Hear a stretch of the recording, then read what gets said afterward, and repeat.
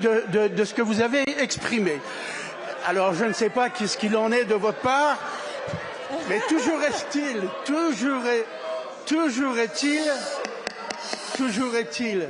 encore une fois, que les seules réponses que nous pouvons donner par rapport à votre question, c'est effectivement faire en sorte qu'il y ait plus de facilité pour les ménages, de pouvoir effectivement avoir de meilleures réponses, mais c'est pas propre aux secteurs ruraux. Je vous remercie. Merci beaucoup, Monsieur le Ministre. Monsieur le député.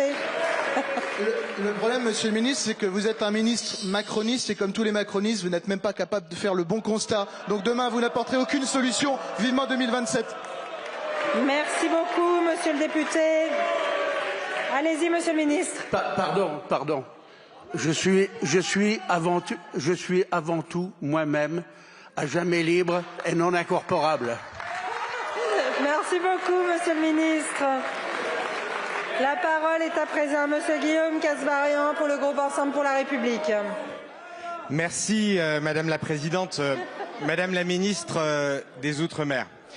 La semaine dernière, à la demande de notre président Gabriel Attal et à l'invitation du député Nicolas Metzdorf, nous étions avec une dizaine de collègues Renaissance en Nouvelle-Calédonie.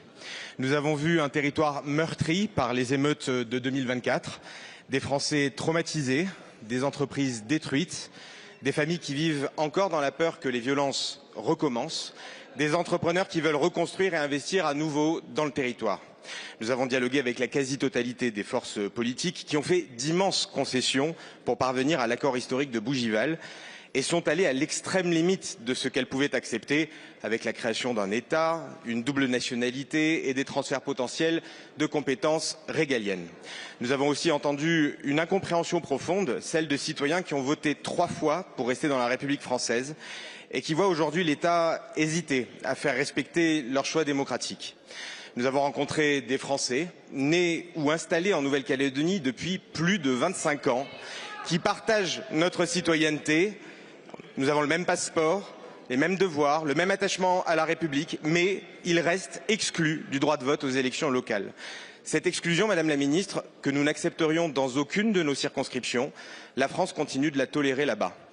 Madame la Ministre, le Président de la République recevra vendredi les forces politiques du territoire. Ma question est simple. L'État va-t-il appliquer l'accord de Bougival et mettre fin à ce gel du corps électoral qui prive des citoyens français de leurs droits politiques?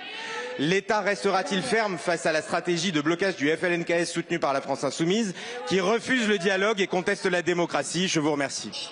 Merci beaucoup, Monsieur le député. S'il vous plaît, Madame la Présidente Panot. S'il vous plaît. La parole est à Madame Naïma Mouitchou, ministre en charge des Outre-mer. Merci Madame la Présidente, Mesdames, Messieurs les députés, Monsieur le député Kasbarian. Vous avez raison de rappeler ce que vous avez vu. Ce que nous avons vu sur le terrain en Nouvelle-Calédonie, c'est un territoire à l'immense potentiel et c'est un territoire qui a été durablement marqué par ce qui s'est passé au mois de mai 2024, vous l'avez dit, des vies bouleversées, des entreprises qui ont fermé, des familles qui ont perdu leur emploi et ça nous le regardons en face. Et d'ailleurs, l'État sera au rendez-vous puisque le Premier ministre a souhaité que nous puissions investir comme nous ne l'avions jamais fait en Nouvelle-Calédonie, avec un plan de plus de 2,2 milliards d'euros pour dynamiser les entreprises, pour permettre aux jeunes d'avoir des perspectives, pour aussi imaginer une stratégie pour la filière nickel, enfin pour permettre d'avoir ce choc économique et social qui est tant attendu. Mais vous l'avez dit aussi en filigrane, c'est que en dépit des moyens, il nous faut également avancer fondamentalement sur la stabilité politique et la stabilité institutionnelle. Et je me permets de rappeler à mon tour la méthode. La méthode, elle est primordiale quand on aborde le dossier calédonien. Je le dis avec beaucoup d'humilité et de modestie, parce que la Calédonie, c'est aussi une histoire et c'est aussi du temps long. Et cette méthode, elle consiste à dire à la fois que nous respectons tous nos partenaires, mais que nous sommes aussi lucides et que nous sommes fermes. Nous n'accepterons pas de blocage. Nous n'accepterons pas que par l'absence de certains, les Calédoniens soient pris en otage. Personne n'a de droit de veto sur le territoire de la Nouvelle-Calédonie. Et donc, à partir de vendredi, c'est très simple. À partir de vendredi, Madame la Présidente Panot, C'est inacceptable, Madame la Présidente Panot, ce que vous faites. Vous mettez de l'huile sur le feu. Arrêtez de politiser ce sujet. C'est l'avenir d'une population qui se joue. Et Monsieur le député Kasbarian, nous recevrons à partir de vendredi, nous recevrons toutes celles et ceux qui veulent avancer, qui veulent un avenir pacifié, des perspectives pour les Calédoniens. Et nous le ferons à partir d'un cadre qui est exigeant, un cadre qui existe et qui est Bougival. Parce que Bougival, c'est un fait politique. Il a permis des concessions réciproques. Nous serons à l'écoute des forces politiques, encore une fois, parce que c'est l'avenir d'un territoire auquel nous sommes attachés qui se joue. Merci beaucoup, Madame la Ministre. Monsieur le député. Merci Madame la Présidente, merci Madame la Ministre pour votre soutien à Bougival et pour votre fermeté, parce que la fermeté est importante. La République ne peut pas être faible vis-à-vis de ceux qui se moquent de la démocratie et qui souhaitent bloquer, quoi qu'il arrive, coûte que coûte. Nous serons à vos côtés dans cette démarche de fermeté absolue. Merci beaucoup, Monsieur le député. La parole est à présent à Monsieur Arnaud Saint-Martin pour le groupe La France Insoumise. Madame la Présidente, Monsieur le Ministre, collègues, depuis le 6 janvier à Alep, les attaques de l'armée syrienne contre les forces démocratiques syriennes à dominante kurde ont fait au moins 105 morts. Entre 130 000 et 150 000 personnes ont été déplacées de force. Ces attaques visent à la dékurdification de quartiers d'Alep et la destruction de structures démocratiques locales. Enlèvements et demandes de rançon, exécutions par des milices islamistes, exactions et assassinats filmés. La situation humanitaire et politique est dramatique, inflammable. La presse est empêchée, les organisations humanitaires sont prises pour cible. La rupture des négociations et l'escalade des hostilités, initiées depuis Damas par Ahmad El-Shareh alias Jolani, avec le soutien militaire de la Turquie, menace gravement la sécurité régionale. L'armée syrienne a exigé que les forces kurdes qui contrôlent une zone à l'est d'Alep se retirent vers l'est de l'Euphrate. C'est un échec de la communauté internationale et nous ne pouvons pas fermer les yeux. Il faut agir pour la paix en Syrie, pour le vivre ensemble entre les communautés kurdes, arabes et syriaques, tel qu'il est promu au Rojava par l'administration autonome du nord et de l'est de la Syrie. Les premières négociations amorcées le 10 mars 2025 prévoyaient la participation du peuple kurde aux nouvelles instances de gouvernement de transition syrien après la chute de Bachar al-Assad en décembre 2024. Le chaos en cours y fait obstacle. Il est urgent d'intervenir pour protéger les Kurdes, alliés fidèles de la France dans la lutte contre l'organisation État islamique depuis 2014. Nous appelons solennellement la France à convoquer une réunion du Conseil de sécurité des Nations Unies afin d'obtenir un cessez-le-feu immédiat, l'entrée de l'aide humanitaire et la reprise des négociations politiques. Nous vous demandons également d'intervenir diplomatiquement pour permettre l'entrée d'observateurs internationaux et des journalistes indépendants dans les quartiers placés sous blocus à Alep. Enfin, nous vous demandons d'œuvrer activement à la relance des négociations et d'engager la France comme garante d'une solution politique durable vers et pour la paix. Merci beaucoup, Monsieur le député. La parole est à Monsieur Jean-Noël Barrot, ministre de l'Europe et des Affaires étrangères. Merci Madame la Présidente, Mesdames et Messieurs les députés. Monsieur le député, merci d'avoir soulevé cette question qui touche évidemment à un point central pour la stabilité de la région, mais aussi pour nos intérêts de sécurité. Nous avons accueilli favorablement évidemment le retour au calme relatif à Alep après les affrontements, vous l'avez rappelé, entre les forces syriennes et les forces démocratiques syriennes, c'est-à-dire les forces kurdes, après ces affrontements qui ont fait une centaine de morts et de très nombreux déplacés. Ce retour au calme, nous y avons contribué activement via la médiation que nous avons conduite en parallèle des États-Unis au plus haut niveau, puisque le président de la République s'est lui-même impliqué pour passer des messages aux deux parties. Et je redis que ce point est important, est essentiel, et qu'il a d'ailleurs dicté, si l'on peut dire, l'engagement de la France depuis la chute du régime sanguinaire de Bachar al-Assad il y a un peu plus d'un an. Pourquoi? Eh bien d'abord parce que de la capacité de la Syrie nouvelle à intégrer les Kurdes ainsi que les autres communautés dépend la stabilité et la souveraineté à venir de la Syrie. Puis d'autre part parce que, vous l'avez rappelé, les Kurdes ont été nos fidèles alliés dans la lutte contre Daesh qui a ensanglanté la France à plusieurs reprises. Et je veux rappeler que dans le nord-est de la Syrie, gardés par les Kurdes, dans des prisons sont aujourd'hui gardés des combattants terroristes de Daesh par milliers. Et c'est la raison pour laquelle cette médiation, en tout cas cette négociation qui a été démarrée au mois de mars dernier est si importante. Avant le début des affrontements du 6 janvier que vous avez rappelé, nous avons reçu à Paris le ministre des Affaires étrangères syrien pour le presser à faire des concessions S'agissant du premier bloc de cette négociation qui concerne l'intégration des forces de sécurité, des forces armées kurdes dans l'armée syrienne, reconnaissant un certain nombre de droits aux Kurdes. Nous allons continuer dans ce sens en soutenant nos alliés kurdes et en poussant les deux parties à trouver une solution, puisqu'au fond, chacune d'entre elles a le même objectif, celui d'une Syrie forte, souveraine, à l'abri de toute interférence étrangère. Merci beaucoup, Monsieur le Ministre. Monsieur le député. Monsieur le Ministre, vous trouverez toujours les insoumis aux côtés de la diplomatie française pour le peuple kurde, la justice, la paix dans la région et la mémoire des femmes yézidis tombées à Kobané contre Daesh. Merci beaucoup, Monsieur le député. La séance des questions au gouvernement est terminée. La séance est suspendue. Elle reprendra à 15 h pour l'examen des 2 motions de censure. Je vous remercie.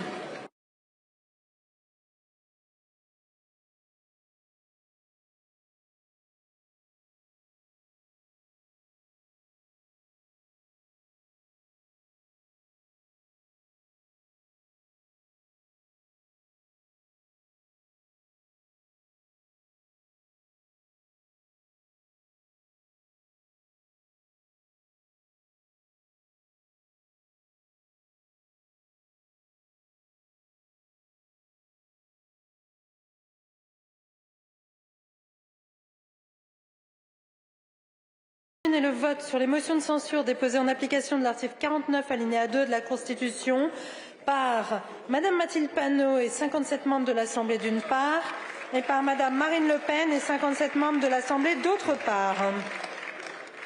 Alors la parole est en premier à Madame Mathilde Panot, présidente du groupe La France Insoumise.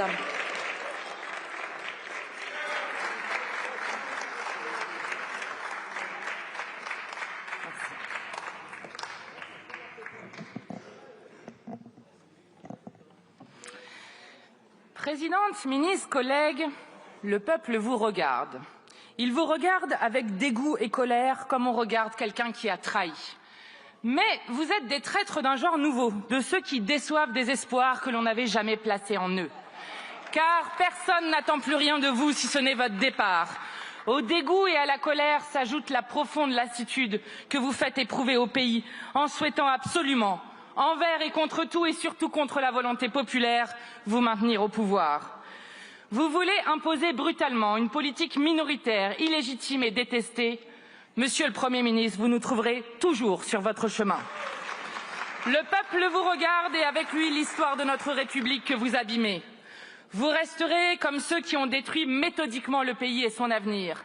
Sous Macron, dans la 7e puissance économique au monde, une personne sur 3 se prive régulièrement de repas pour nourrir ses enfants.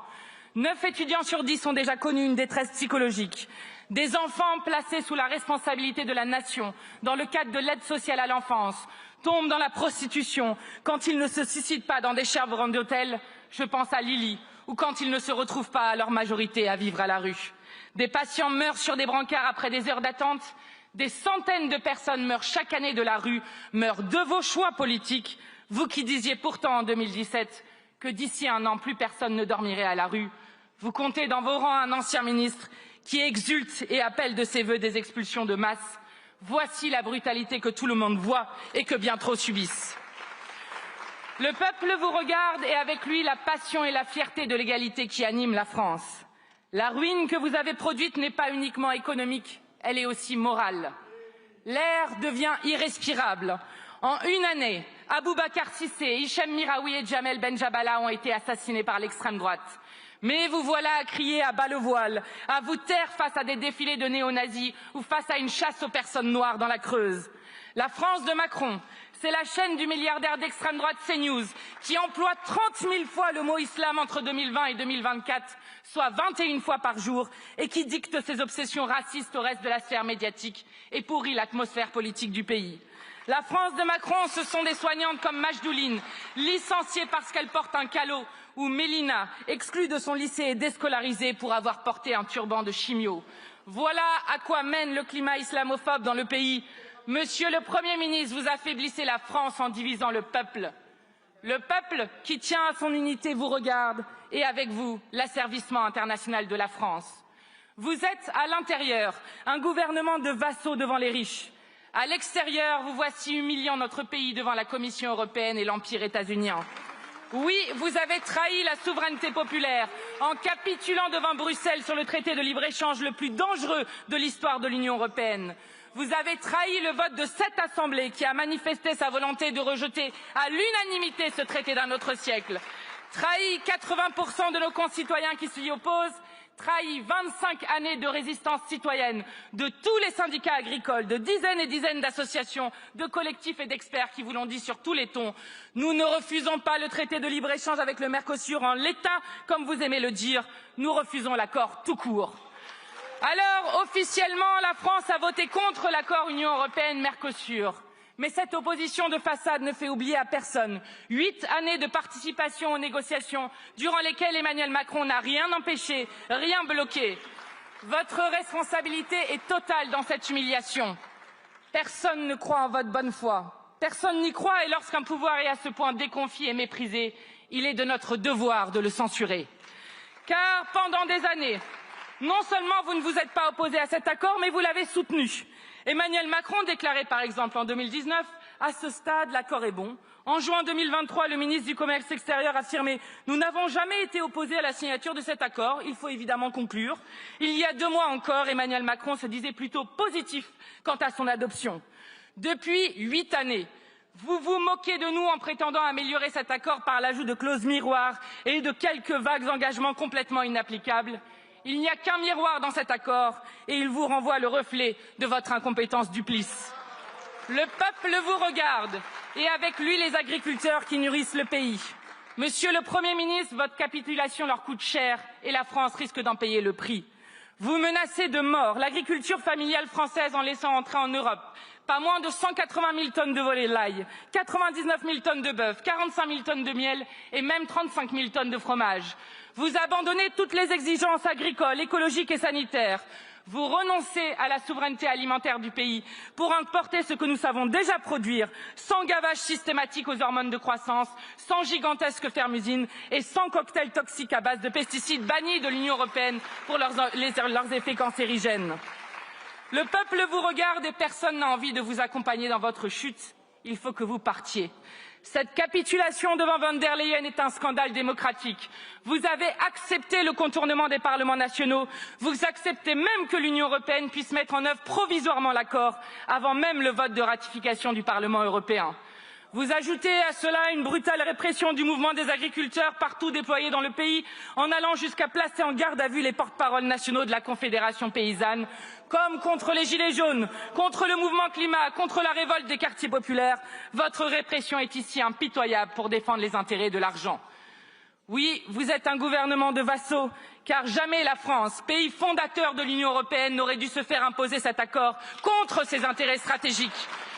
Les insoumis au pouvoir désobéiront pour refuser que ce traité s'applique sur notre sol. Le peuple vous regarde et comment pourrait-il reconnaître en vous le goût pourtant partagé d'une France indépendante et fière de sa voix singulière? Vous servez de paillasson aux États-Unis d'Amérique et à son dirigeant d'extrême droite. Trop lâche pour dénoncer l'acte de guerre commis par Donald Trump contre la souveraineté vénézuélienne. Trop lâche même pour nommer l'auteur de l'agression, ni Trump ni les États-Unis. Trop lâche. Vous abaissez la France.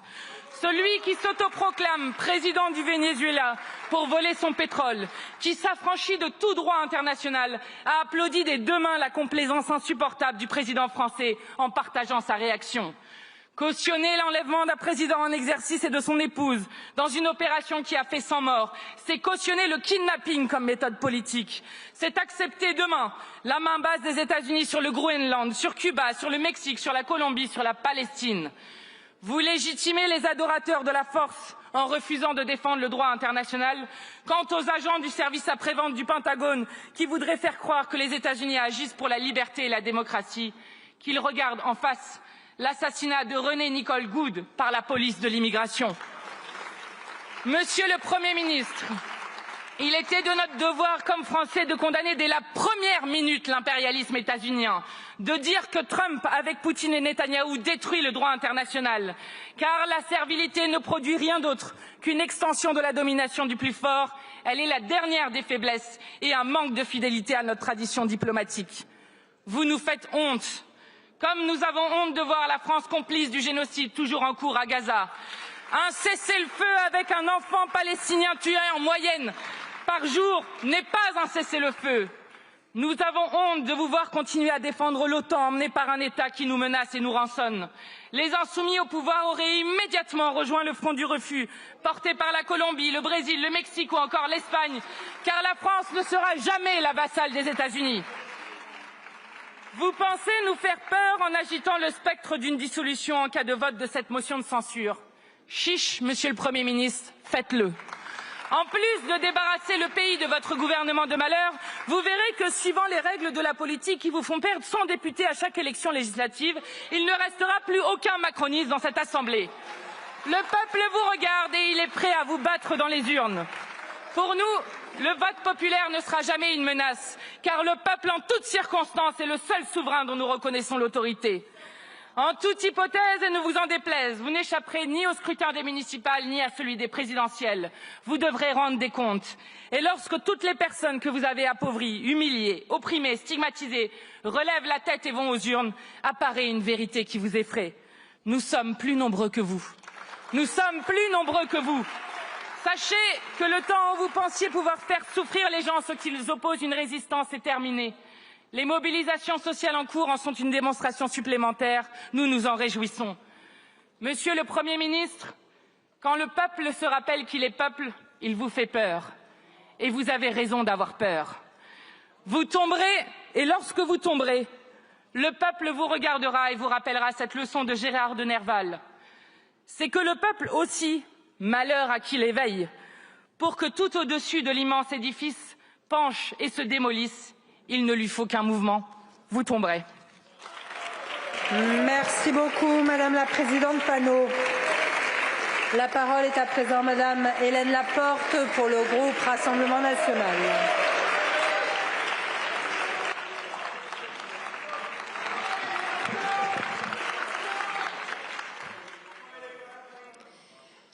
Merci Madame la Présidente, Monsieur le Premier ministre. Alors j'avais marqué Mesdames et Messieurs le Ministre, mais du coup je vais rectifier, je vais m'y être plutôt Madame et Monsieur le Ministre.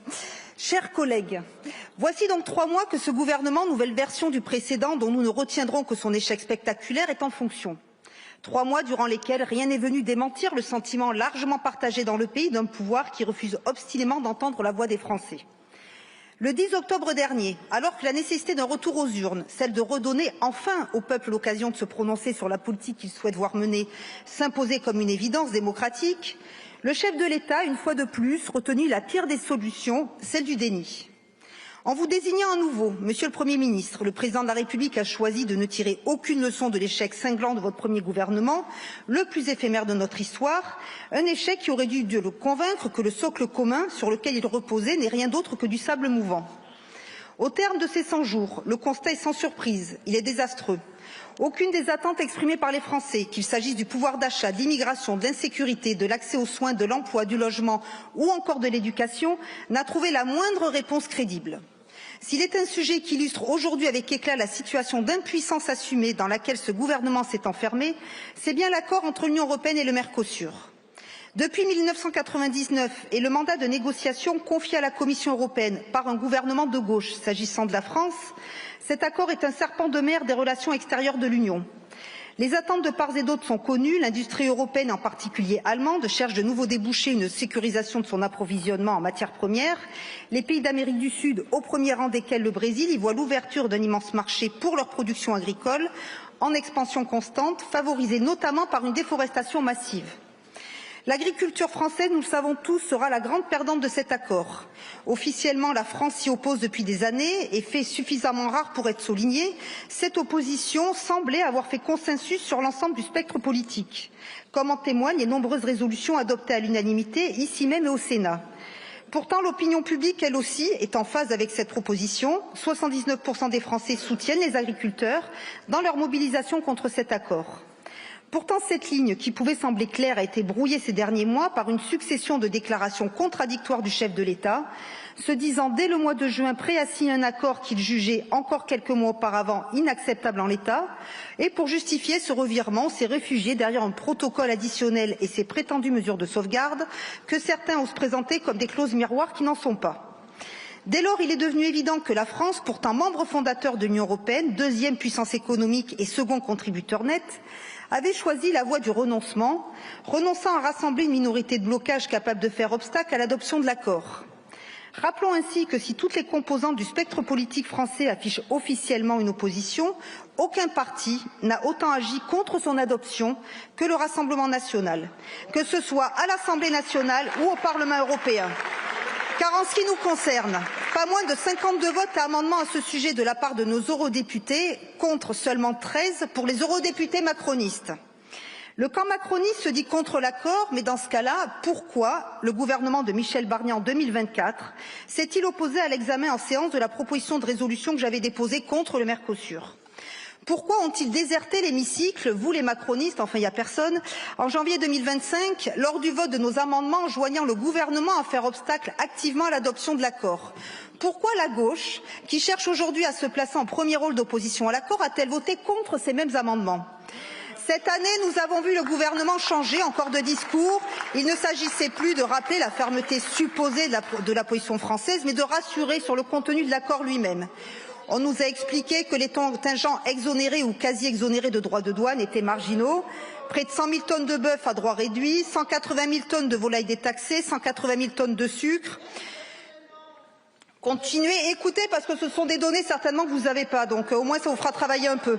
Chacun ici sait pourtant, et les représentants des filières concernées vous le confirmeront, que ces volumes suffiront à bouleverser les équilibres du marché intérieur et à tirer les prix vers le bas, dans un contexte où nos filières sont déjà au bord du précipice. Vendredi dernier, le président de la République appréciait être engagé in extremis dans une mise en scène désormais familière du macronisme et du théâtre politique de l'impuissance, a finalement voté contre l'adoption de l'accord par le Conseil européen. Mais voici donc le récit qui nous est aujourd'hui servi. La France aurait bataillé, tenté de convaincre, échoué, mais maintenu sa position jusqu'au bout. Elle sortirait la tête haute d'une séquence dont l'issue serait désormais scellée. L'accord entrera en vigueur et nos agriculteurs devraient en subir les conséquences. Tout serait perdu sauf l'honneur. Mais la réalité, elle est tout autre. La France n'a rien fait pour bloquer efficacement cet accord. Depuis un an, le Rassemblement national le martèle. La France doit saisir la Cour de justice de l'Union européenne concernant la scission de l'accord, manifestement contraire au mandat de négociation. Cette scission que nous annoncions et redoutions depuis des années permet de soustraire la partie commerciale de l'accord à la règle de l'unanimité.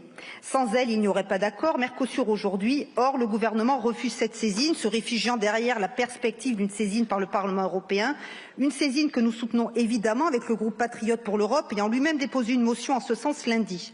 En clair, l'exécutif refuse d'aller au bout d'une position que l'on prétend pourtant inchangée. Et ce n'est pas cette sortie honorable qu'attendent nos agriculteurs mobilisés, mais une véritable politique de blocage, par la saisine de la Cour de justice de l'Union européenne, mais aussi par l'utilisation de tous les leviers dont dispose la France, y compris celui du gel de sa contribution nette au budget européen, qui s'élève à près de 10 milliards d'euros par an. De la part d'un gouvernement, la faiblesse n'est pas une excuse, c'est une faute. On nous reprochera encore aujourd'hui de nourrir l'instabilité, c'est exactement l'inverse. En censurant ce gouvernement minoritaire, nous rendons au peuple français le droit de choisir le cap du pays. De nouvelles élections mettraient fin à l'instabilité chronique d'une ligne politique sans colonne vertébrale, maintenue artificiellement par des arrangements partisans dans les couloirs de l'hémicycle. Notre pays est gravement malade.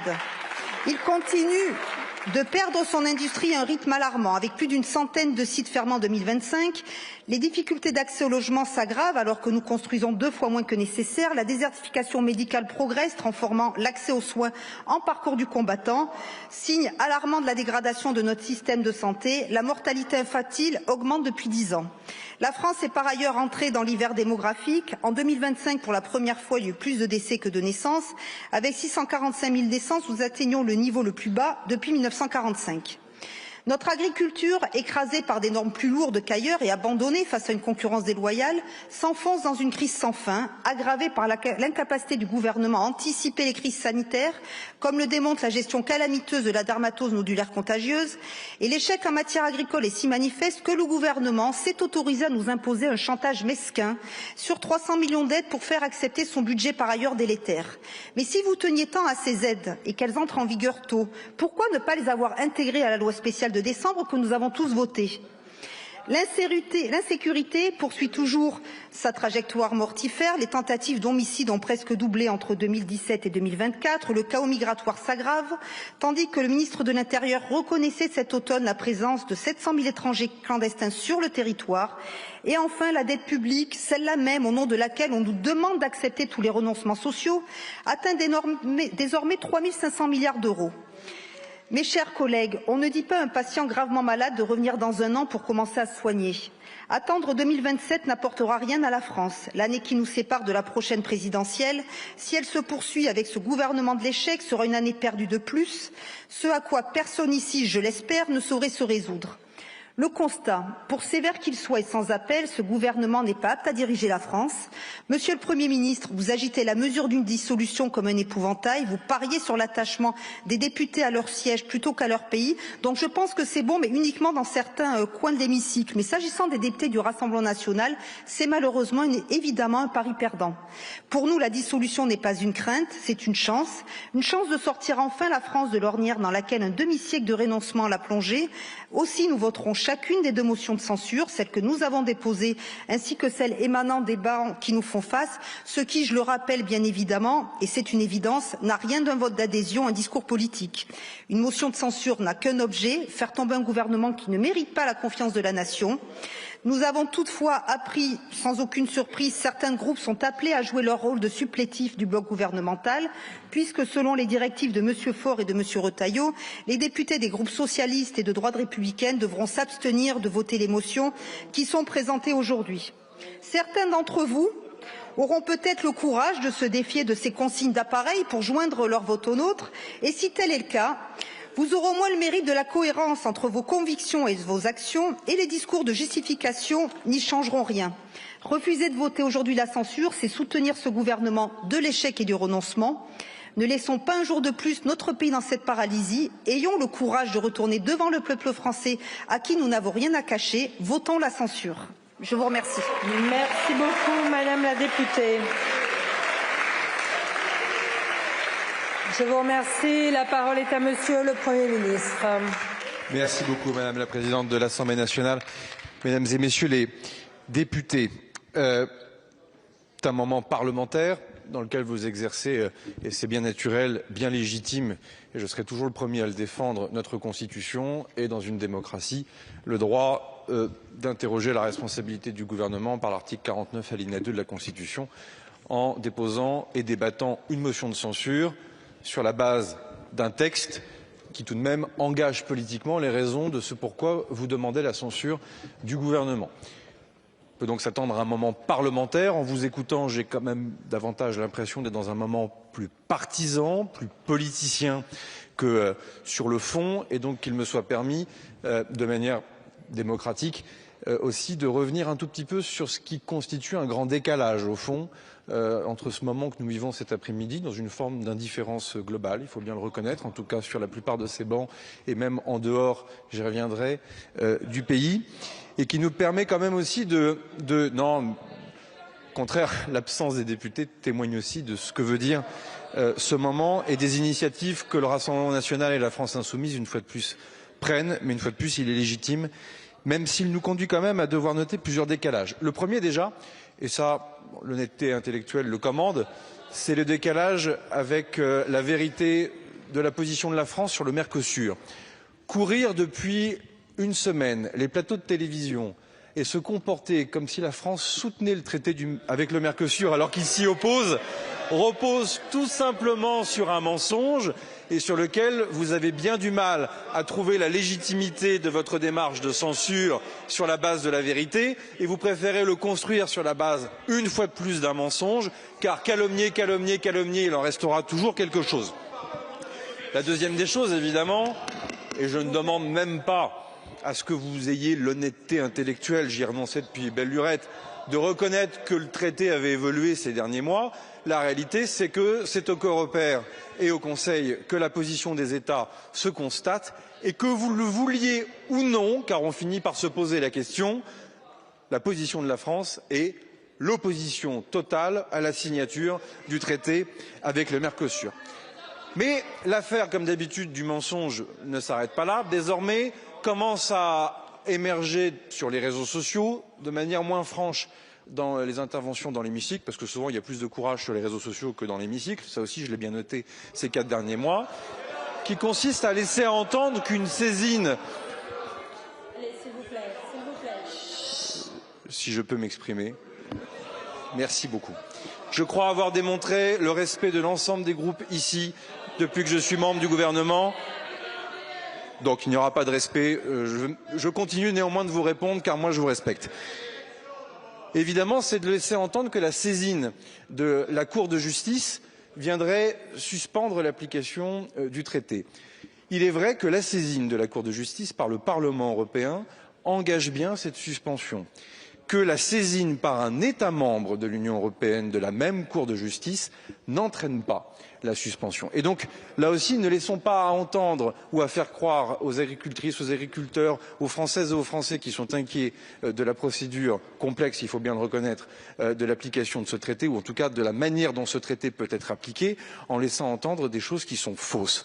Et donc, c'est pour cela, et c'est le deuxième décalage que cette motion de censure, que ces 2 motions de censure sont en train d'introduire aussi, c'est une division au moment même où l'équipe de France au grand complet, devrait prendre son bâton de pèlerin et convaincre l'ensemble des sensibilités politiques au Parlement européen pour avoir un vote favorable. Et c'est là où, objectivement, le moment est bien mal choisi de cette motion de censure, se tirant une balle dans le pied, mais en France, nous avons l'habitude de nous diviser et de nous tirer des balles dans le pied et de ne pas être capables de nous réunir pour défendre les intérêts du peuple français, les mêmes qui nous le reprocheront ensuite. Comme d'habitude, la trahison viendra toujours du même endroit, alors que là, il est évident que les jours qui viennent, l'ordre du jour du Parlement européen à Strasbourg, les votes qui sont attendus, dont on sait tous qu'ils sont davantage guidés par des intérêts nationaux que des intérêts partisans, doivent nous conduire à devoir remporter ce vote, vote qui peut se jouer à 10, 15 ou 20 voix. Décalage une fois de plus entre l'avis de cet hémicycle, en tout cas, Madame la Présidente, une partie de cet hémicycle, et l'avis de ce qui se passe au Parlement européen. Et ce décalage, vous le verrez, tôt ou tard, nous le paierons une fois de plus. Troisième décalage, évidemment, avec la procédure budgétaire. Nous sommes le 14 janvier, la France n'a pas de budget. Il se trouve que globalement, les 2 groupes politiques qui ont déposé la motion de censure, ces 2 motions de censure, sont les 2 groupes politiques qui ont largement contribué au ralentissement des débats depuis le début. 3 500 amendements déposés, c'est un record sur cette deuxième lecture. Des votes tactiques dans les 2 sens pour faire en sorte que tous les compromis qui puissent émerger sur l'espace le plus central, en tout cas le plus républicain de cet hémicycle, échouent. La France insoumise votant à droite pour s'assurer que la copie vire le plus à droite possible pour qu'elle ne soit absolument plus digeste pour une partie de cet hémicycle. On l'a vu sur le projet de loi de financement sur la sécurité sociale. Les règles liées à l'entonnoir et à l'acceptabilité, la recevabilité des amendements, là aussi remis en question dans le cadre des travaux de la Commission. Bref, rien ne nous aura été épargné. Et quand je note que pendant des années, la plupart de ces groupes ont réclamé une nouvelle vie parlementaire, une nouvelle pratique du partage du pouvoir, une autre relation entre le gouvernement et le Parlement. Je vois que celles et ceux qui promettent une 6e République plus parlementaire, eh bien ce n'est pas pour demain, puisque force est de constater que, à chaque fois, le passage en force, le blocage, l'intimidation, comme vous êtes en train de le faire, monsieur le député, reste encore une pratique qui me semble d'un autre temps et que nous refusons. Mais je pense que le dernier décalage est le plus grave, en tout cas à titre personnel, dans le respect que je vous dois et comme membre du gouvernement, mais aussi d'ailleurs comme homme et comme citoyen, puisqu'on peut être adversaire politique et se respecter, enfin, en tout cas moi je le considère encore. Oui, c'est pas contagieux toujours, j'ai bien vu.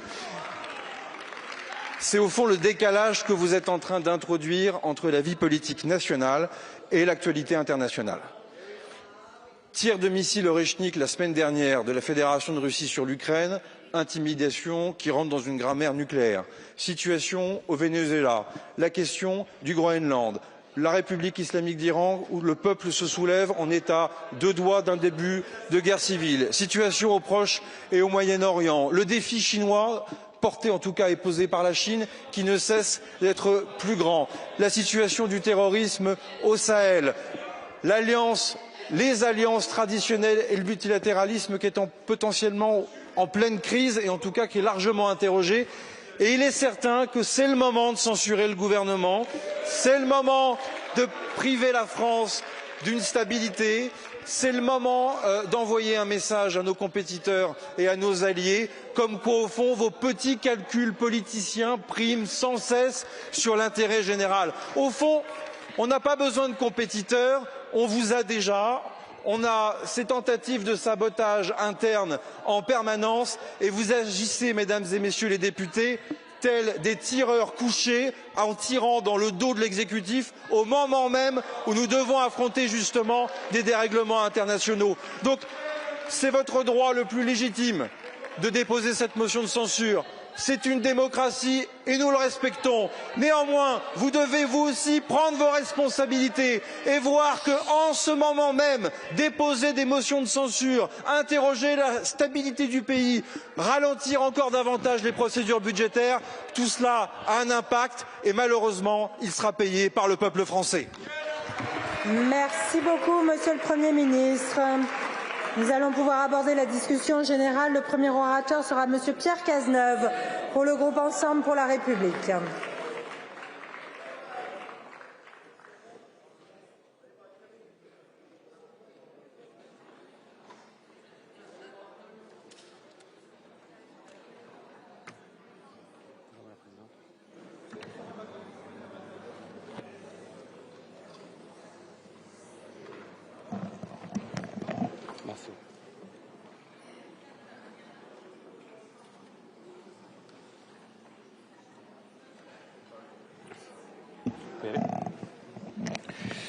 Madame la Présidente, Monsieur le Premier ministre, Madame la Ministre, Monsieur le Ministre, mes chers collègues, tout le monde connaît le célèbre personnage de dessin animé Oui Oui, le célèbre pantin de bois qui vit à Miniville, le pays des jouets, et porte toujours un bonnet bleu surmonté d'un grelot ainsi que d'un éternel foulard jaune à pois rouges. Eh bien, nous avons dans notre classe politique son alter ego maléfique, Non Mélenchon. Non Mélenchon, c'est une poupée qui fait non, qui dit non à tout. Il est à la tête d'une internationale qui ne connaît ni frontières ni nuances. Ce n'est ni celle des travailleurs, ni celle des peuples, c'est l'internationale du non. Suspendre la réforme des retraites, c'est non. Produire plus, c'est non. Signer un accord de libre-échange, c'est non. Saluer que la France n'ait pas signé un accord de libre-échange, c'est encore non. Quoi qu'il arrive, la France insoumise dit non. Non par réflexe, non par posture, non par paresse intellectuelle, non comme mantra, non comme credo. Et avec 37 motions de censure et 71 motions de rejet préalable déposées depuis 2022, ce non est devenu votre seule ligne politique. Les députés de la France insoumise disent non à tout. Et c'est même à ça qu'on les reconnaît.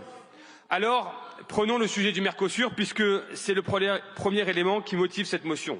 Fait rare, l'ensemble des groupes de cette Assemblée ont exprimé à l'unanimité leur opposition à cet accord, à 5 reprises, ne serait-ce que dans cette législature. Et la France a agi en cohérence. Par la voix du président de la République, Emmanuel Macron, elle s'est opposée au traité lors du vote au Conseil européen, de manière claire, sans aucune ambiguïté, parce qu'il ne contenait pas les clauses que nous exigions pour protéger nos agriculteurs. Conformément à la souveraineté populaire exprimée ici, conformément à ce que demandait de facto la France insoumise. Et non Mélenchon. Mais pourtant, cet après-midi encore, c'est encore non. Censurer un gouvernement parce qu'il a fait ce qu'on attendait de lui, c'est quand même un concept politique assez innovant. Quelle est la prochaine étape? Refuser de suspendre la réforme des retraites que vous avez tant combattue? Rejeter un budget qui met en place une contribution exceptionnelle sur les plus fortunés et les grandes entreprises? Prétendre soutenir les agriculteurs d'un côté, mais les empêcher de se développer de l'autre, tout en adulant au passage ce qu'il se passe à Sainte-Soline. Vous n'oseriez pas, mais si, vous osez. Ce non n'est donc pas un combat, c'est un réflexe pavlovien, aveugle et totalement hermétique aux attentes des Français et aux besoins du pays dont vous fichez éperdument. Comme souvent, dans le populisme, il y a à l'origine de vos réponses simplistes et hypocrites de vrais problèmes complexes qu'il faut regarder en face. Car oui, une partie de nos agriculteurs est en grande difficulté. Oui, leur colère est légitime. Oui, les défis sont immenses sur l'eau, sur la productivité, sur le partage de la valeur, sur le renouvellement des générations, sur l'adaptation au changement climatique, sur les taxes qui pèsent sur nos exportations. Nos agriculteurs veulent vivre dignement de leur travail et aujourd'hui encore, nous sommes loin du compte. Mais que leur proposez-vous pour y répondre? Le non-non avec cette motion de censure. Encore une occasion manquée de proposer des solutions concrètes. Or, contrairement à vous, notre groupe n'a cessé depuis 2017 de tenter d'améliorer la situation de nos agriculteurs, brique après brique, aux côtés des autres forces politiques, de la droite républicaine au Parti communiste, sous l'impulsion du président de la République et des ministres Travers, Guillaume, de Normandie, Fesneau et Genevard, avec les États généraux de l'alimentation et Egalim 1 et 2 pour mieux encadrer et rémunérer les agriculteurs, mieux encadrer les négociations commerciales, améliorer la transparence et renforcer les filières avec 35 plans dédiés. Par la mise en place des 62 engagements pris par le Premier ministre Gabriel Attal lors de la crise agricole de janvier 2024, avec notamment des simplifications administratives sur la réduction des contrôles redondants, l'allègement de certaines normes jugées excessives, du débroussaillement au bâti agricole, l'accélération du versement des aides de la PAC, le report et l'exonération de charges sociales et fiscales, ainsi que le soutien à la trésorerie des exploitations, la reconnaissance de l'agriculture comme secteur en tension pour favoriser le recrutement des travailleurs saisonniers et le maintien du gasoil non routier. Et puis, plus récemment encore, sous l'impulsion avec la loi de l'adoption d'orientation agricole portée par Madame la ministre Genevard, reconnaissant le caractère d'intérêt général majeur du développement de l'agriculture en France, le renforcement du principe de pas d'interdiction sans solution et l'ensemble des mesures prises pour favoriser le renouvellement des générations et faciliter l'installation. On ne défend pas les agriculteurs avec des slogans, mais avec des actes. Et même si le chemin est encore long, même si les difficultés sont encore très nombreuses pour notre agriculture, nous continuerons d'œuvrer humblement à tenter de résoudre ces défis à leur côté. À l'inverse de cette vision, et comme si souvent depuis 2022, le Rassemblement national et la France insoumise s'avancent main dans la main et soufflent ensemble sur les braises du chaos pour alimenter leurs petits intérêts personnels et électoralistes. À la France insoumise, on pousse le cynisme jusqu'à soutenir les blocages d'agriculteurs tout en les combattant ici, dans cet hémicycle. Vous qui voulez d'une agriculture sans eau, sans rendement, sans intrants, sans mécanisation, sans revenus. Vous pour qui l'agriculteur est d'abord un pollueur. Vous n'êtes pas la solution des agriculteurs. Vous faites justement partie du problème. Et votre motion ne trompe personne. Au Rassemblement national, c'est simple. On refuse toutes les lois et tous les budgets qui soutiennent concrètement nos agriculteurs depuis 8 ans. Et par cette motion de censure, vous vous opposez par anticipation aux mesures annoncées par le Premier ministre Sébastien Lecornu et le projet de loi d'urgence agricole à venir. Car pour précipiter de nouvelles élections, vous êtes prêts à plonger notre pays dans le chaos, sans budget et sans moyens d'action pour répondre aux crises qui se multiplient. Vous voulez une France qui proteste, nous voulons une France qui protège. Le bouc émissaire de l'extrême droite, on le sait, ce sont les étrangers. Le bouc émissaire de l'extrême gauche, on le sait, ce sont les riches. Mais vous avez un ennemi commun qui vous rassemble, l'Europe. L'Europe dont il faudrait qu'on sorte si on lit attentivement le contenu de votre motion. L'Europe qui serait la cause de tous les problèmes que subissent nos compatriotes. Mais dans un monde international qui vacille face au retour des empires et de la guerre aux portes de notre continent et dans tant d'endroits dans le monde, nous avons plus que jamais besoin de l'Union européenne et plus que jamais besoin d'en faire un instrument de puissance et de souveraineté stratégique pour rivaliser avec les grands blocs. Trouver tous les défauts du monde à Bruxelles est à la mode. Ceux qui s'y adonnent devraient se rappeler que son marché unique fait de l'Europe un espace économique de premier plan, qui nous donne la capacité de peser dans les négociations commerciales. Qu'au-delà des normes, protectrices souvent, étouffantes parfois, notre Union porte des projets structurants qui irriguent nos territoires, et notamment sur l'agriculture, puisque nous sommes, depuis sa création, le premier bénéficiaire de la PAC avec 7,1 milliards d'euros versés aux exploitants agricoles français en 2025. À l'heure où nous ne pouvons plus compter sur nos alliés d'hier, à l'heure où les guerres commerciales nous menacent chaque jour un peu plus, il serait suicidaire de refuser par idéologie de nouer des accords commerciaux solides avec d'autres pays. Mais ces accords doivent être correctement encadrés, respectueux de nos règles et de ceux qui nourrissent notre pays. Ce n'était pas le cas du Mercosur et nous le condamnons ouvertement aujourd'hui encore. Pourtant, ce n'est pas une fatalité et tous les traités de libre-échange ne se valent pas. En 2017, les mêmes bancs de l'extrême droite et de l'extrême gauche nous prédisaient la fin de notre modèle agricole et une invasion de bœuf canadien. 7 ans plus tard, les faits sont là. Nous n'importons presque pas de viande de ce pays, mais nos exportations ont bondi de plus de 30%. Et bizarrement, plus personne ne critique le CETA dans vos rangs, mais c'est logique. On zappe, on passe au prochain blocage. Un non-non en remplace un autre. Le Rassemblement national est à ce sujet, et comme sur tant d'autres, totalement incohérent. Un jour, ils se disent aimer les entreprises. Le lendemain, ils votent 34 milliards de taxes et d'impôts supplémentaires au Parlement. Un jour, ils se font les chantres du patriotisme. Le lendemain, ils votent contre une taxe, les colis venus de Chine. Un jour, ils se prosternent devant la tronçonneuse de Javier Milei, mais le lendemain, ils s'opposent à ce qui fait pourtant le fondement même de sa politique économique internationale.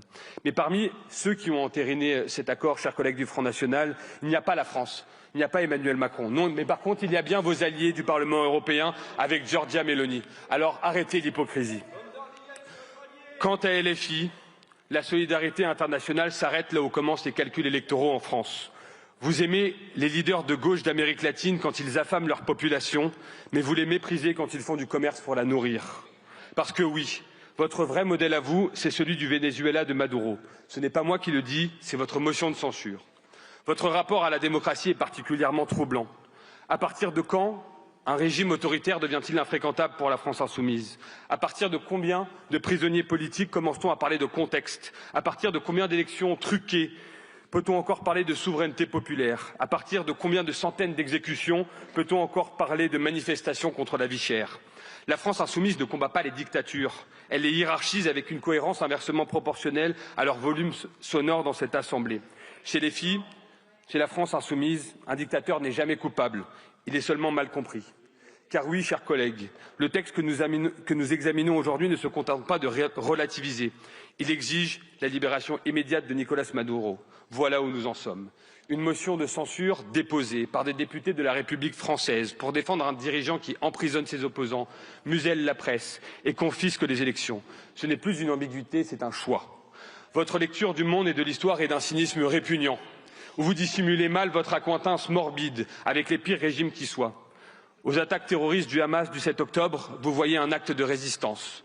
À l'incarcération du tyran Maduro, vous préférez la prise en otage d'un souverain débonnaire. Au soulèvement du peuple iranien contre la dictature des mollahs, vous voyez des manifestations contre la vie chère, alors que malgré le blackout total imposé par le pouvoir en place, les mots « femmes, vie, liberté » criés par le peuple iranien que nous soutenons dans leur combat résonnent partout dans le monde. Mes chers collègues, cette motion n'est ni un acte de courage, ni un sursaut démocratique, ni une alerte morale. C'est un exercice de posture, un concours d'indignation sélective et un plaidoyer pour l'irresponsabilité. Une majorité de gouvernements européens, de tous bords, ont choisi de soutenir l'accord du Mercosur. Mais le Parlement européen doit encore s'exprimer et peut parfaitement le bloquer. C'est ce à quoi nous devrions nous consacrer aujourd'hui. Nous continuerons, pour notre part, à défendre la démocratie sans adjectif, les agriculteurs sans arrière-pensée électorale et la France sans double discours. Et pendant que certains disent non à tout, nous continuerons à tout faire pour la protéger. Je vous remercie.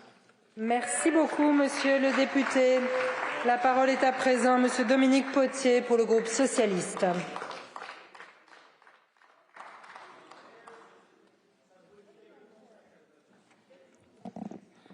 Madame la Présidente, Monsieur le Premier ministre, Mesdames et Messieurs les ministres, chers collègues, le 30 janvier 2025, le groupe socialiste a été le premier à proposer une proposition de résolution européenne qui condamnait le Mercosur. Elle a été adoptée à l'unanimité.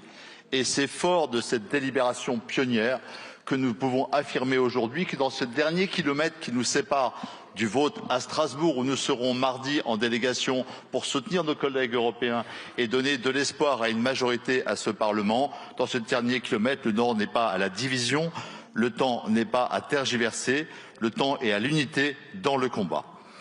Pourquoi est-ce que nous condamnons ce Mercosur? Nous le faisons parce que nous sommes un vieux et grand pays agricole, fier non seulement de sa science vétérinaire, agronomique, également de sa science du sol. Faut-il rappeler qu'il y a 80 ans, sous l'autorité d'Edgar Pisani, à cette tribune, le 13 avril, il y a exactement le 13 avril, François Tanguy Prigent installait la loi du fermage qui a été une des garanties de juste valeur, de partage de la valeur et de la prospérité agricole.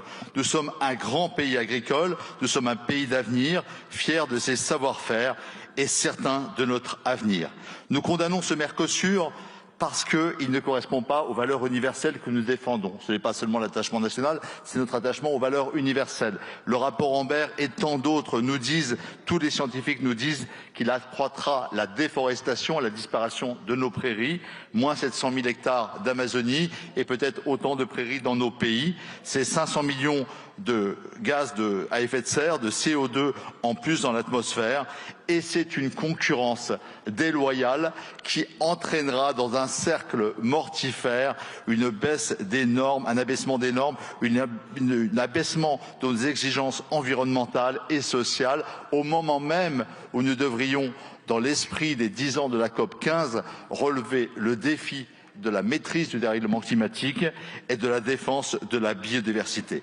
Les études Agrimonde en 2020 et toutes les études internationales disent la même chose. Nous aurons besoin pour nourrir le monde de tous les paysanneries du monde. Dès lors qu'une agriculture détruit une autre agriculture, nous préparons une insécurité sur les questions d'alimentation. Cette insécurité sera également guerrière, elle sera un grand désordre. Fabriquer la paix, c'est garantir notre souveraineté agricole et alimentaire dans une logique solidaire, dans une logique d'échange équitable avec toutes les parties du monde. Évidemment, ce rapport du passé, ce rapport des passés ne permet pas cela. Nous ne sommes pas à l'heure de la division, à l'heure de tergiverser dans cette Assemblée et encore une fois, le groupe socialiste ne censurera pas le gouvernement à cette occasion. Nous le disons malgré les ambiguïtés qui ont été celles du président de la République, malgré le temps perdu à former une coalition. Mais je le redis, au nom de cette Assemblée que nous avons su nous réunir sur des valeurs communes, le temps est au combat.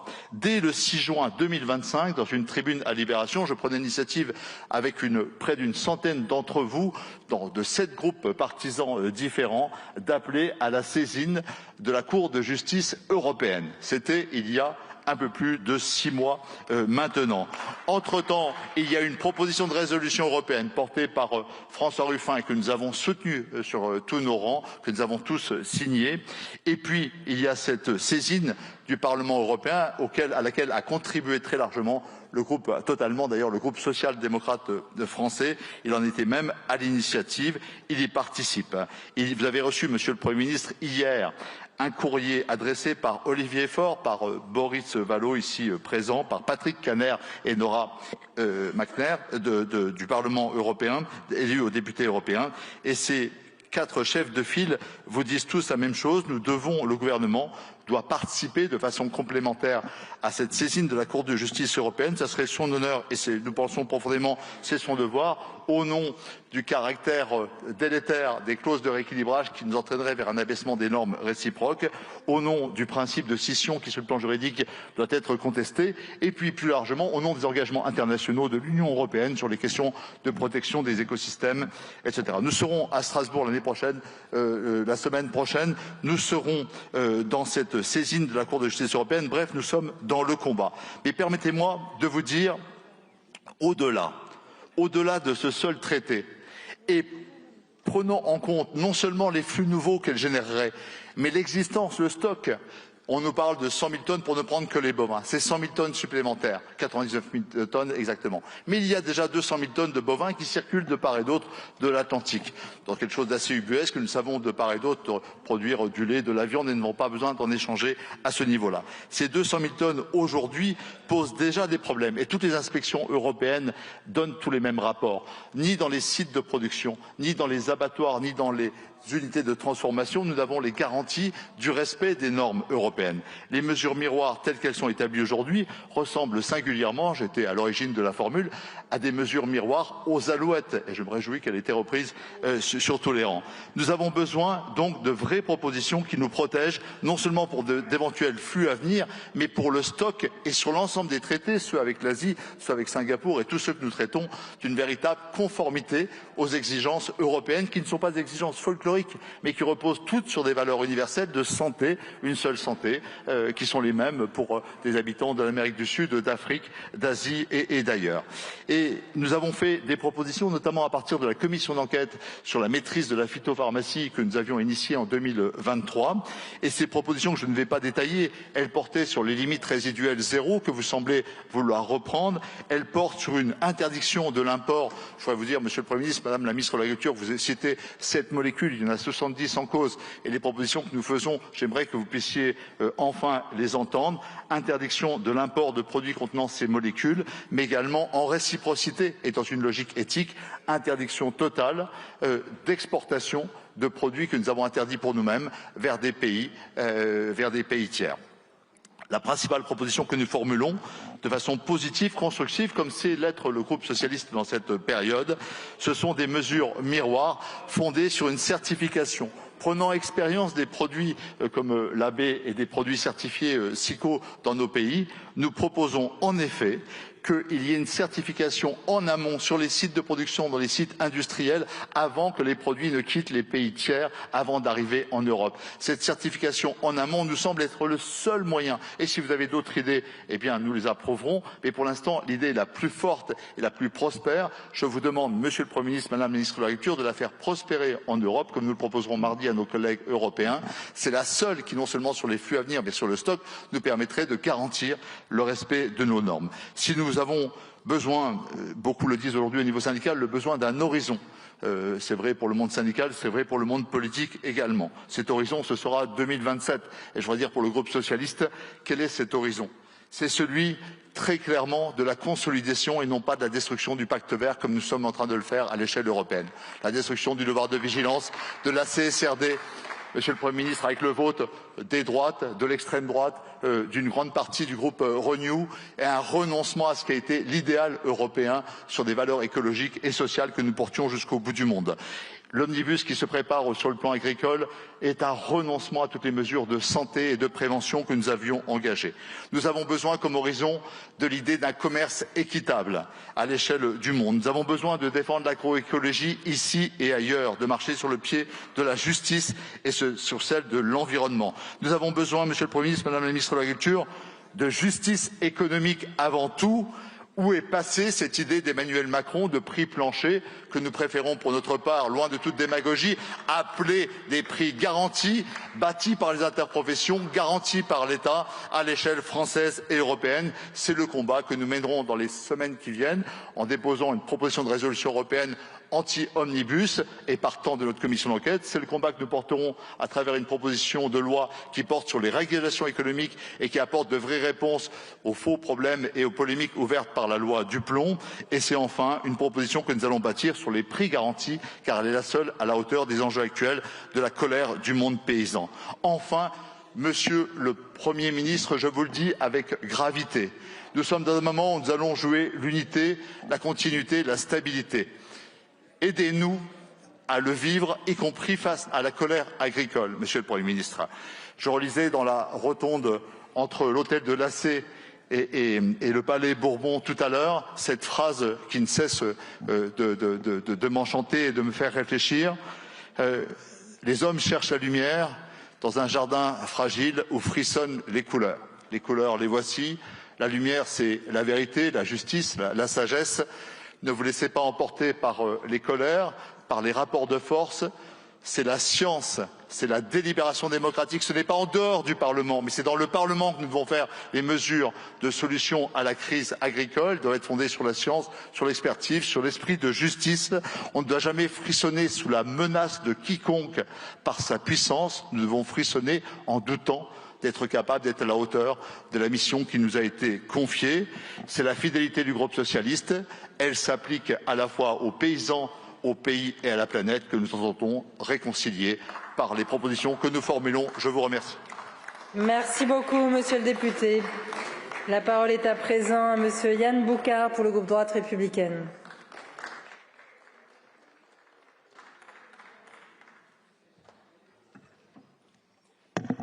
Merci Madame la Présidente, Monsieur le Premier ministre, Madame et Monsieur les ministres, mes chers collègues. Nous y revoilà, telle une histoire sans fin. Une nouvelle motion de censure, une nouvelle menace de chute du gouvernement et avec elle, une nouvelle étape dans l'enfoncement de notre pays dans une instabilité politique devenue presque chronique.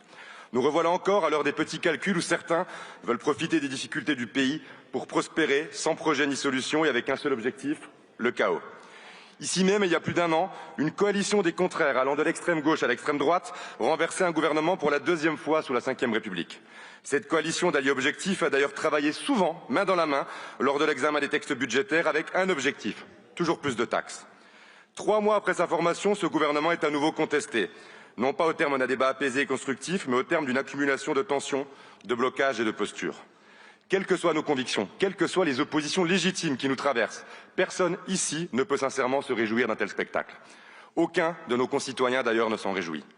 Car si nous siégeons dans cet hémicycle, c'est parce que, je l'espère, nous croyons à la République, à la France, parce que nous aimons notre pays, parce que nous savons que l'instabilité n'est jamais une solution, mais toujours un facteur d'aggravation des crises. Nous traversons une période exigeante où deux chemins s'offrent à nous. Le premier est celui de la facilité apparente, celui du fracas, de la censure répétée, de la paralysie institutionnelle. Le second est plus difficile, de la responsabilité, de la continuité de l'État, dans un contexte déjà fragilisé par la dette, les déficits et les fractures sociales. C'est ce second chemin que nous avons le devoir d'emprunter. Alors que la voracité des empires d'Est en Ouest se réveille, alors que la dégradation de nos finances publiques dépasse des sommets historiques, alors que notre pays est menacé sur l'une de ses souverainetés les plus stratégiques, l'alimentation, nous ne pouvons tomber dans cette irresponsabilité. Faire tomber un gouvernement dans cette période serait prendre la décision d'affaiblir la France encore un peu plus. Nos agriculteurs ont besoin de visibilité, nos entreprises ont besoin de stabilité, notre défense a besoin de continuité stratégique et nos concitoyens ont besoin d'un État qui fonctionne. Les Français n'attendent pas de miracle de cette Assemblée. Ils attendent au moins que nous évitions d'aggraver leur quotidien par des crises politiques à répétition.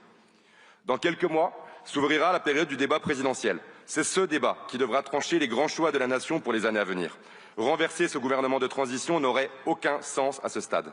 Ce serait ajouter de l'incertitude à l'incertitude, du désordre au désordre, au risque de fragiliser encore davantage la France sur la scène européenne et sur la scène internationale. Venons-en maintenant aux motifs invoqués pour tenter de justifier cette motion de censure, et d'abord à l'accord entre l'Union européenne et le Mercosur. Le 9 janvier dernier, le Conseil européen a autorisé la signature de cet accord d'un autre temps. La France s'y est opposée, clairement, et notre groupe s'en félicite. Depuis le premier jour, nous alertons avec constance contre ce projet mortifère pour nos agriculteurs, pour notre souveraineté alimentaire, pour notre modèle agricole. Madame la ministre de l'Agriculture a toujours été à nos côtés dans ce combat quand elle partageait nos rangs. Dans cet hémicycle, une large majorité de députés, toutes sensibilités confondues, s'est prononcée contre le Mercosur.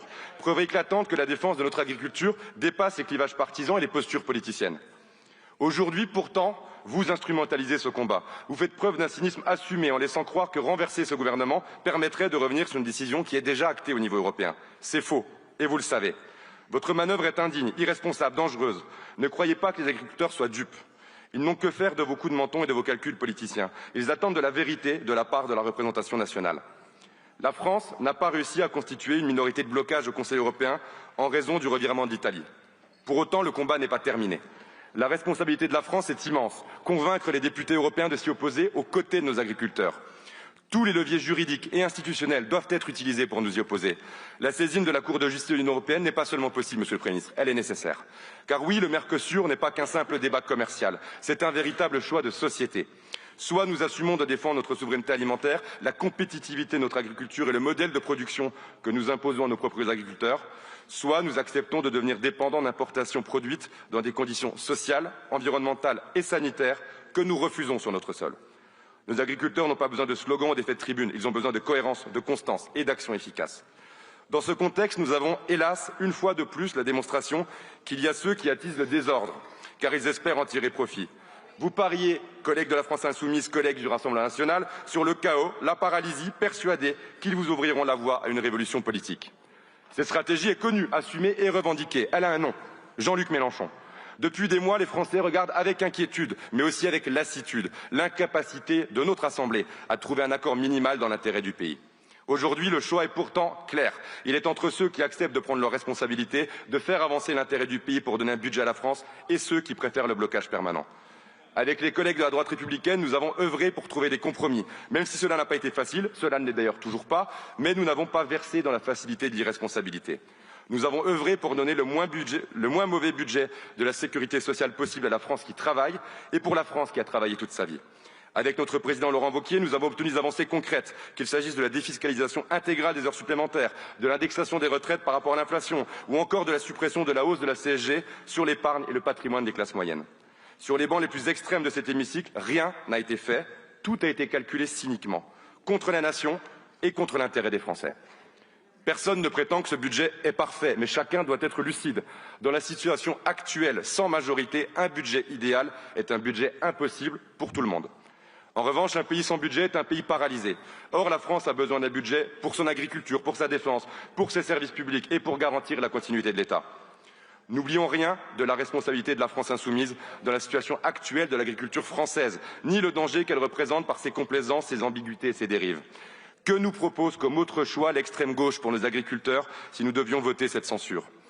Vous avez refusé de voter la loi d'orientation agricole pour la souveraineté alimentaire. Vous avez refusé de voter la loi visant à lever les entraves au métier d'agriculteur. Vous avez, à la suite de l'adoption de ces deux textes par l'Assemblée, porté un recours auprès du Conseil constitutionnel dans l'espoir qu'ils soient censurés. Vous voulez refuser à nos agriculteurs l'accès aux ressources en eau pourtant vitales. Vous leur refusez le droit de produire dans les mêmes conditions que nos voisins européens. Vous souhaitez les accabler de normes et de contrôles et aujourd'hui vous prétendez vouloir les défendre. Vous êtes hypocrite. Eh bien, je vous le dis, les Français ne veulent pas de votre extrémisme. Vous refusez de contribuer à trouver des solutions, vous préférez vociférer, censurer, destituer, car vous faites le pari que les problèmes vous feront prospérer. Et une fois encore, vos alliés sont là, fidèles, solides. Le Rassemblement national mêlera ses voix à celles de la France insoumise, offrant aux Français le spectacle d'un numéro de duettiste, médaille d'or de la démagogie et de l'irresponsabilité. C'est pour toutes ces raisons que nous ne mêlerons pas nos voix aux vôtres. Non par confort, non par résignation, mais par sens de l'intérêt général et parce que nous entendons ce que nous dit la majorité silencieuse des Français. Notre pays a besoin de retrouver un minimum de sérénité, de se donner 9 mois de respiration démocratique avant le débat présidentiel, 9 mois pour permettre une confrontation politique claire, saine et légitime.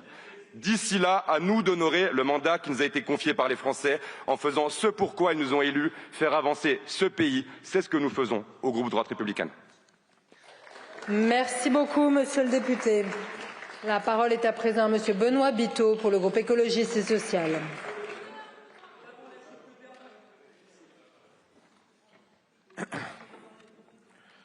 Merci Madame la Présidente, Mesdames et Messieurs les ministres, chers collègues. J'aimerais baser mon propos sur des fondamentaux. D'abord préciser que des échanges planétaires ne passent pas forcément par des accords de libre-échange. Je viens d'une belle région où on produit un produit merveilleux avec lequel je suis absolument pas fâché, qui s'appelle le cognac. 98% de la production de cognac est exportée et nous n'avons pas besoin d'accords de libre-échange pour exporter 98% des volumes de cognac. Donc il faut cesser avec ce mythe qui consiste à penser que pour faire de l'économie, des échanges planétaires, nous avons absolument besoin des accords de libre-échange. Sauf que quand on conclut des accords de libre-échange, on s'impose des contingences de volume. Or, c'est précisément ces contingences de volume qui nous posent un problème. Non pas que la viande bovine venue du Mercosur va venir inonder le marché européen de la viande. On a calculé, c'est à peu près un steak par an par citoyen européen. Mais l'entrée de ces volumes contingentés fait qu'on va tirer vers le bas les produits carnés, les produits de viande bovine, et que ces produits qui tirent le prix vers le bas ne permettront plus aux producteurs européens de vendre au juste prix la viande qu'ils produisent sur nos territoires avec des standards de production nettement supérieurs à ceux qui sont obtenus sur le continent européen. Et donc, cet accord de libre-échange avec ces contingences de volume font que l'agriculture devient la variable d'ajustement, que l'agriculture devient la monnaie d'échange pour pouvoir commercialiser des grosses berlines allemandes, pour pouvoir commercialiser des avions, pour commercialiser des services. Or, ce que ça veut dire très concrètement, ça veut dire que nous sacrifions un secteur économique majeur qu'est l'agriculture européenne pour pouvoir exporter ses productions. Alors qu'il nous faudrait précisément réclamer l'exception agricole. Il n'est pas question de dire on ne veut plus d'accord de libre-échange, il est question de dire qu'on parle d'un besoin primaire, celui de se nourrir, et que les productions agricoles devraient être systématiquement écartées de ces accords de libre-échange, précisément pour que l'agriculture ne soit pas la monnaie d'échange, ne soit pas la variable d'ajustement de ces accords de libre-échange. Ensuite, on convoquerait la souveraineté alimentaire pour justifier ces accords de libre-échange. Je vais rappeler, et je le répète à l'envi, que ce qui menace la souveraineté alimentaire aujourd'hui, c'est le dérèglement climatique, c'est l'effondrement de la biodiversité. Or, cet accord de libre-échange accélère précisément ces deux périmètres, effectivement. L'accord de libre-échange, c'est de la déforestation de la forêt amazonienne qui est le poumon de notre planète. L'accord de libre-échange avec le Mercosur, c'est une déforestation additionnelle de 700 000 hectares pour amplifier la production de viande bovine qu'ils veulent nous envoyer sur le continent européen. C'est 2 fois la surface de production de betteraves en France. C'est précisément la surface du département d'où je viens, la Charente-Maritime, qui va être déforestée pour produire plus de viande bovine. Donc nous, avec cet accord de libre-échange, accélérons la déforestation de la forêt amazonienne et donc du poumon de la planète et donc le dérèglement climatique. Ensuite, la biodiversité. On a besoin de cette biodiversité, notamment pour les pollinisateurs qui vont visiter les fleurs des plantes, qui vont produire des grains, qui vont produire des fruits, qui vont produire des légumes. Et donc cette biodiversité, parce que on va utiliser des pesticides, parce qu'on va dévaster des espaces remarquables, sera également menacée. Et donc on menace la souveraineté alimentaire avec cet accord de libre-échange. Et puis enfin, parlons de la souveraineté alimentaire dans sa définition intrinsèque. La définition de la souveraineté alimentaire, elle a été posée par le plus grand syndicat paysan du monde, qui est la Via Campesina. Et cette définition a été reprise par l'ONU, par la FAO. Elle n'a rien à voir avec la volonté d'équilibrer une balance commerciale. Elle n'a rien à voir avec la volonté exportatrice des politiques publiques qu'on conduit en France. C'est un détournement majeur du concept de la souveraineté alimentaire. Parce qu'à chaque fois qu'on veut exporter, on se rend vulnérable à des importations. C'est précisément le principe des vases communicants.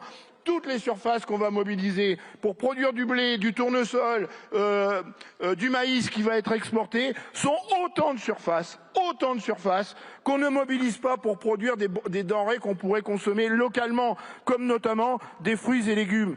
Et c'est le cas là-bas, du côté du Mercosur, où précisément pour exporter du soja ou de la viande bovine, on va s'écarter, s'éloigner des productions vivrières dont ont besoin les résidents de la zone Mercosur. Et donc, avec ces accords de libre-échange, on spécialise des zones de la planète.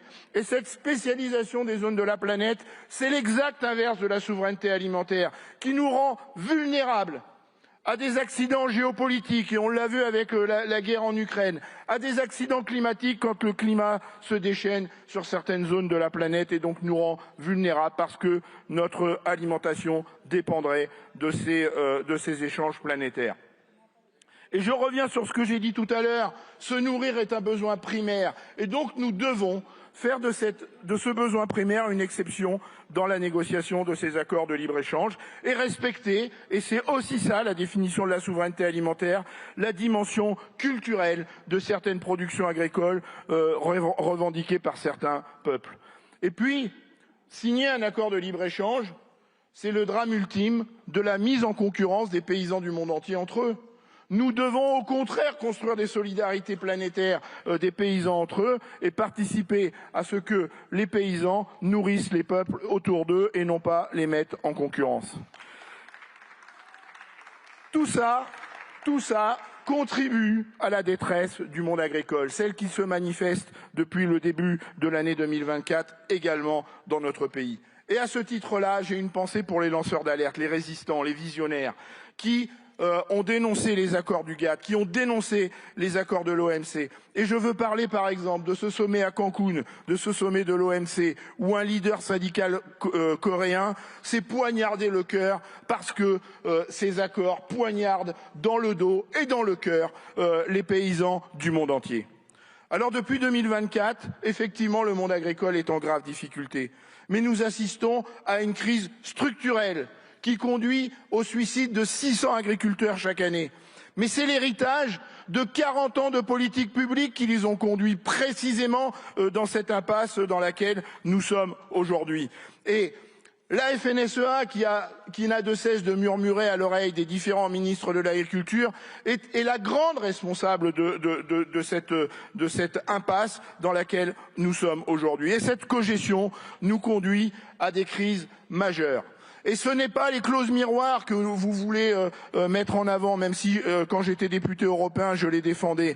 On peut mettre des douaniers, comme l'a proposé Madame la ministre de l'Agriculture, mais ces douaniers n'iront pas vérifier l'itinéraire de production des productions des zones de Mercosur. Ça n'est pas non plus les clauses de sauvegarde qui n'engagent pas les pays du Mercosur et qui, par leur lenteur administrative, interviennent beaucoup trop tard quand on constate les dégâts de l'importation de ces produits.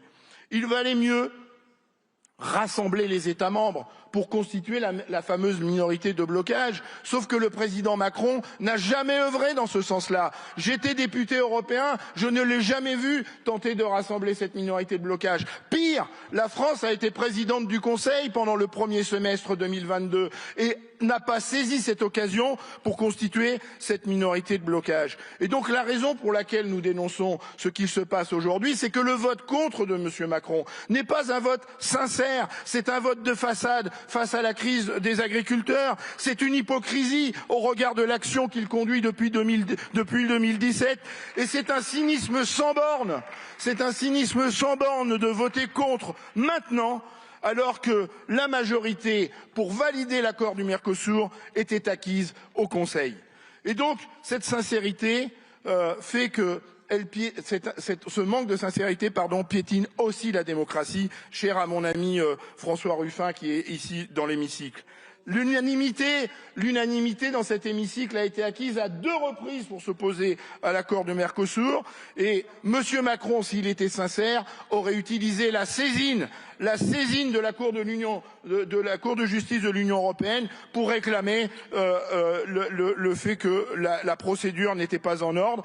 Le bloc central au Parlement européen devrait aussi saisir la Cour de justice de l'Union européenne pour dénoncer ce qui s'est passé. Et puis, ces chevaliers blancs qui disent qu'ils sont contre le Mercosur. Je pense à mon collègue républicain qui a pris la parole juste avant moi. À quel parti appartient Ursula von der Leyen, si ce n'est au PPE? Donc, à un moment donné, il y a quand même une hypocrisie incroyable à nous dire que ce serait vous, les chevaliers blancs, qui dénoncez le Mercosur. Et puis l'acte ultime, l'acte de cogestion, c'est ce plan d'urgence où il n'y a absolument aucune mesure de revenu, pas de prix plancher, ça a été dit tout à l'heure, cher à ma collègue Marie Pochon. C'est une dérogation au droit commun, c'est du non-respect aux règles européennes. Les exemples sont multiples. Et donc, nous vous attendons, vous, le gouvernement, dans la future négociation de la PAC, pour mieux la partager, pour mieux distribuer les subsides publics, sortir de ce 80-20 où 80% de l'enveloppe est captée par 20% des agriculteurs, ce qui veut dire que 80% des agriculteurs ne doivent se contenter que des 20% qui restent, et essayer, au contraire, de trouver d'autres logiques qui répondent à la crise du moment, qui répondent à la crise du revenu du monde agricole. Et donc, pour ces raisons-là, nous, les écologistes, allons voter la motion de censure parce que ce ne sont pas avec ceux à l'origine du problème que nous allons trouver la réponse pour demain. Merci beaucoup, monsieur le député. La parole est à présent monsieur Pascal Lecamp pour le groupe Les Démocrates.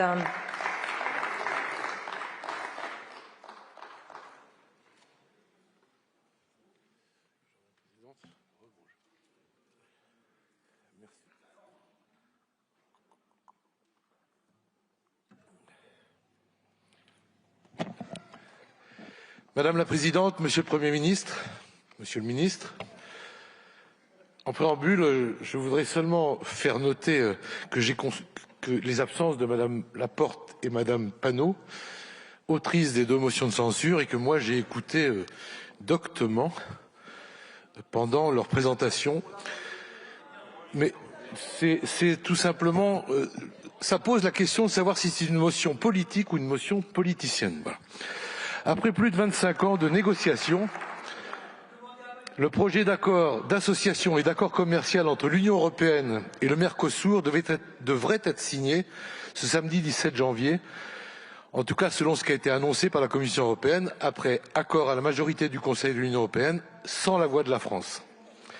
Il s'agit en soi d'un premier élément qui devrait, loin de nous diviser, collectivement nous interpeller dans le cadre de ces négociations et sur le mandat confié à l'Union européenne. En 25 années, le monde a profondément changé et pour n'évoquer que ces seuls sujets, la dimension stratégique de l'alimentation et l'urgence de la lutte contre le changement climatique se sont imposés comme des défis incontournables. Le Parlement européen aura à se saisir de ce texte dans les prochaines semaines avec un projet de résolution demandant la saisine de la Cour de justice de l'Union européenne. En conséquence de cet